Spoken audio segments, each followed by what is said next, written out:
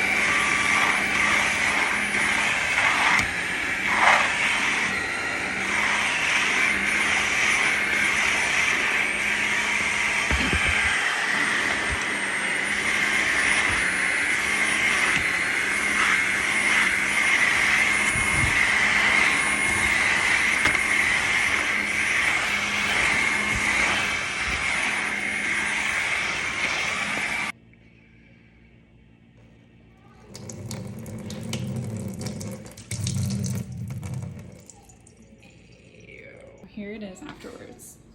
And this is all dry, giving it a chance to dry, because I feel like that's the truest indicator on if it actually works. If you can still see the mud once it's dry, but you can.